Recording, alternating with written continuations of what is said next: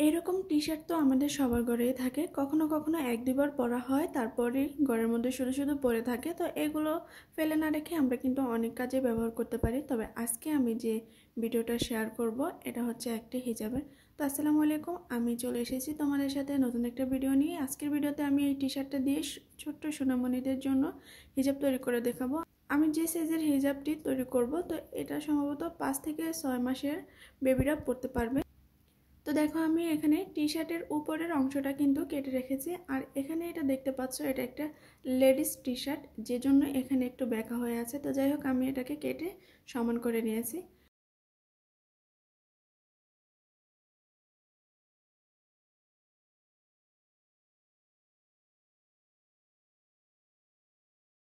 এখন আমি এখানে কোনাকুনিভাবে একটি ভাঁজ দিয়ে দেখব যে এখানে আমাদের সামনের পার্টের থেকে পেছন পার্টটা বড় হবে, একটু বড় রাখবো। তো এই যে দেখতে পাচ্ছ, আমাদের কিন্তু পিছন পার্টটা একটু বড় রাখবো। দুই পাশে কিন্তু আমাদের খোলা আছে, যে কোনো এক পাশে আমাদের সেলাই করে নিতে হবে।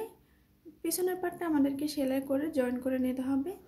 তো এখন আমি তোমাদেরকে মেপে দেখাচ্ছি। এটা হচ্ছে আমাদের সামনের পার্ট, এখানে কত ইঞ্চি পরিমাণ আছে আমি স্ক্রিনে দিয়ে দিয়েছি। আর পিছনের পার্টের মাপটাও আমি স্ক্রিনে দিয়ে দিয়েছি। তো এরপর আমি এখানে এভাবে একটি মার্কিং করে নেব, মার্কিং অনুযায়ী কাটিং করে নেব।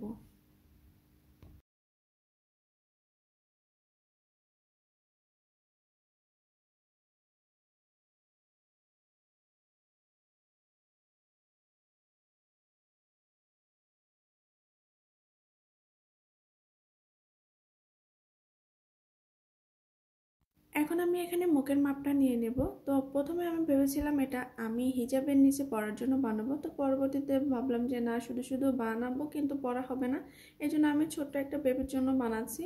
তো মুখের মাপটা আমি প্রথমে বড় নিয়েছিলাম, পরে আমি সাইজ অনুযায়ী ছোট করে নিয়েছি। এটা তোমরা ছোট বড় করে নিতে পারো, সেটাও আমি ভিডিও শেষে তোমাদেরকে দেখিয়ে দেব। তো এখানে যে উপরের কাপড়টি আছে, এখান থেকে আমি কাপড়টা বের করে নেব হিজাবের ক্যাপ দেওয়ার জন্য। তো কাপড়টাকে কেটে নিয়ে আমি এভাবে চারটা ভাঁজ করে নিয়ে কিন্তু মাপ অনুযায়ী ক্যাপটা কাটিং করে নিয়েছি। আর মাপগুলো কিন্তু আমি স্ক্রিনে দিয়ে দিয়েছি।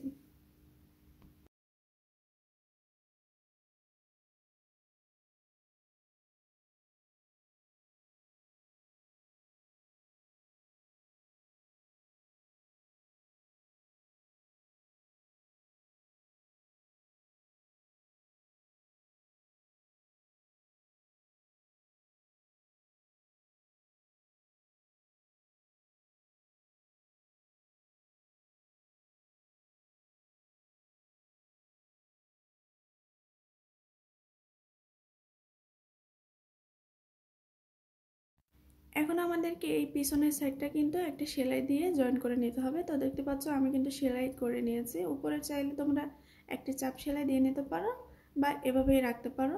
এরপর আমরা সোজা সাইডে হিজাবটাকে রেখে এভাবে ক্যাপটাকে জয়েন করে নিতে হবে। তো আমি ক্যাপটা এই যে জয়েন করে নিয়েছি। এখন আমাদেরকে উপরে একটি চাপ সেলাই দিয়ে নিতে হবে। তো এই যে দেখতে পাচ্ছ, আমি কিন্তু সম্পূর্ণ অংশটাই একটি চাপ সেলাই দিয়ে নিয়েছি। তো এরপর আমাদেরকে এখন হিজাবটাকে এভাবে একটি ভাঁজ দিয়ে দুই পাট করে নিতে হবে। তো আমরা এখানে মুখের মাপ অনুযায়ী কিন্তু খোলা রাখবো। হ্যাঁ, মুখের মাপটা খোলা রেখে এরপর যে অংশটা থাকবে আমি তোমাদেরকে মার্কিং করে দেখাচ্ছি। এই মার্কিং যতটুকু করেছি ততটুকুই কিন্তু আমি সেলাইটা করব। তো এই যে দেখতে পাচ্ছ, আমি কিন্তু সেলাইটা করেছি। এখন একটু সোজা সাইডে এনে তোমাদেরকে হিজাবটা দেখাচ্ছি। আমাদের হিজাবটা কিন্তু রেডি হয়ে গেছে। চাইলে তোমরা এই নিচের অংশটা কিন্তু এভাবে ভাঁজ দিয়ে সেলাই করে নিতে পারো, অথবা একটু সৌন্দর্য বাড়ানোর জন্য এখানে তোমরা লেস লাগিয়ে নিতে পারো। তো আমার কাছে লেস ছিল, এই জন্য আমি লেস লাগিয়ে নিয়েছি।